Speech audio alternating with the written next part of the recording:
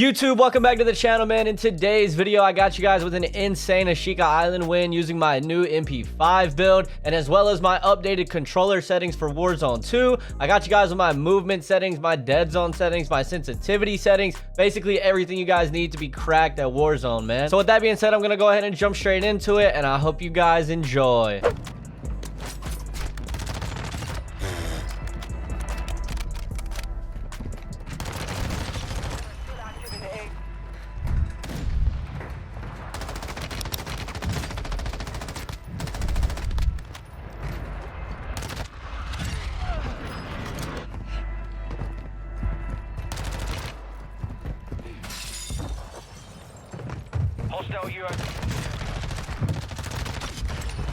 Bro just kept throwing smokes like he was gonna do something. Hostile dropping into the area.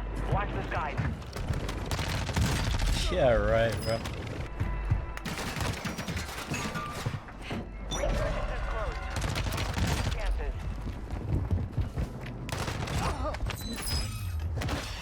Got 20 with 10 left. Hostile dropping into the area. Watch the skies.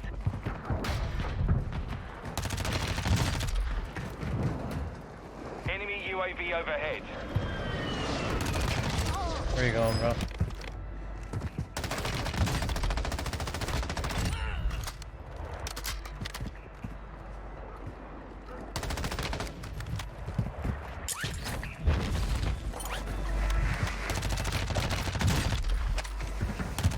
Weren't expecting that one, were you, buddy? Advised, UAV is exiting.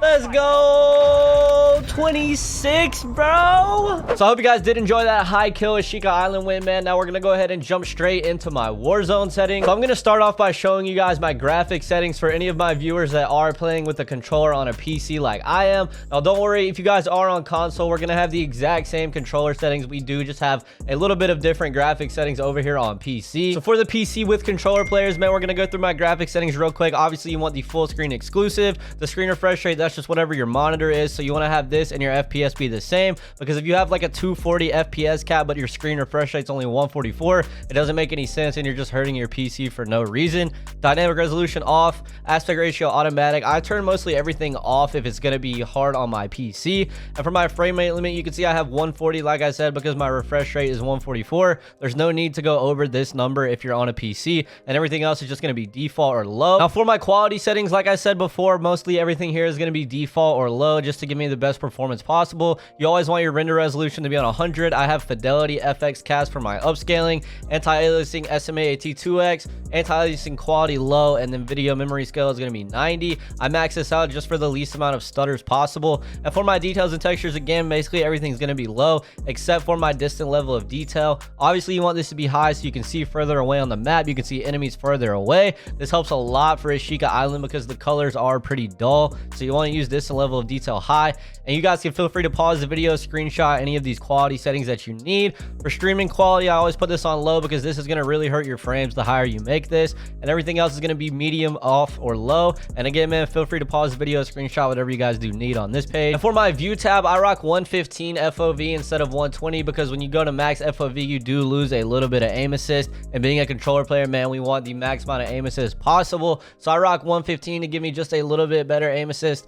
ADS field of view, you always want this to be affected. This will make you have the same FOV when you're scoped in as the same as you have when you're not scoped in. So you definitely want this to be affected so you can see the maximum amount on your screen when you're scoped into your gun.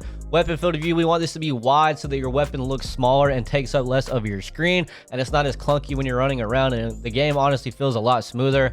Third person field of view, I don't ever play third person, so I haven't touched this, and I believe everything down here is default. Now we're gonna go ahead and jump into my controller settings, which I know is what most of you guys clicked on this video for, man. So we're gonna start it off for the bumper ping. I have this off. Stick layout, I rock default preset. Controller vibration off. I hate when my controller vibrates when I shoot. I used to rock that back in like 2010, 2011 on like the old CODs, but I changed that years ago. And if you're still rocking controller vibration, I highly recommend you guys turn that off. For my horizontal and vertical stick, I rock 8-8. Now, I used to rock 12-12, but honestly, in Warzone 2, there's really not that much movement. You guys probably know that. So rocking a high sense in this game really doesn't make any sense. Like, you're not slide canceling and doing a lot of crazy movements like we were back on Rebirth. So you really don't need the high sensitivity on this game. And for the ADS sensitivity multiplier, I rock 0.70. That's just what I've always ran with. That's what feels the best to me. And I don't change any of the sensitivity multipliers because I feel like if you have a different sensitivity for all of these different things, it's just going to hurt you overall, and you're not really going to be used to any of them. So I leave everything how it is. Vertical aim axis, I've never changed any of this. I don't really even know what this setting does, but I haven't messed with any of that. Aim down sight behavior, obviously we want that to be hold. And for automatic sprint, this is really important for movement. Make sure you guys do have automatic tactical sprint so that you can just push the stick forward and your character automatically starts running. You don't have to like click the stick down, push it forward, just run automatic tactical sprint. Trust me. For my equipment behavior, I have hold, weapon mount, ADS melee. And for interact and reload behavior, this is really important in Warzone. You definitely want to prioritize interact. So this basically means if there's a bunch of loot on the ground and you want to say pick up plates when you're in the middle of a gunfight, this is going to prioritize picking up the plates over reloading your gun. If you guys ever try to pick up loot and your gun reloads instead of picking up the loot, that's because you don't have this setting on. And for armor plate behavior, of course, we want apply all so that we just hit Y once. And once we start putting on our first plate, we will automatically plate until we have full health instead of having to stop, hit the plate button over and over. So definitely, guys, rock apply all here. And on the advanced tab for my controller settings, man, of course, we want the target aim assist on. We're all controller players, so of course, we do want aim assist. For aim assist type, I rock default. Now, it used to be precision and Black Ops were the best, but now it is default. Those two have definitely been nerfed since the beginning of Warzone 2. If you guys have been playing since then, you already have noticed that, so definitely rock default for the aim assist type. ADS aim assist, of course, we want that on. We're controller players. We want the most aim assist possible, man. And for my aim response curve type, I do rock dynamic. That has been the best for me, and that is where my aim feels the stickiest, and I feel like I have some of the best aim assist rocking dynamic. For my ADS multiplier, I rock 1. ADS transition timing, I have instant. Basically, what this does is it applies your multiplier as soon as you aim in, so you don't want like the gradual or the after zoom. It's going to make your aim feel clunky, so you definitely want instant. Custom sensitivity per zoom, I have never used this, not on Warzone 2, not on Warzone 1. Like I said earlier, man, I feel like if you have a different sensitivity for every scope, say you want to snipe one game, then you rock an SMG, then you rock an AR. If you have a different sensitivity for all of those scopes, your aim is going to be way worse than if you just had one single sensitivity that you mastered and used on all of those. So this is why I recommend to turn this off. And for my dead zones, man, I rock a right stick at 0.08 and a left stick at 0. Now the left stick is obviously the movement stick, so I rock that at 0 to have the fastest response time possible. If you have stick drift, you probably don't want to put this below like a 0.05 because then your gun might move without you wanting it to.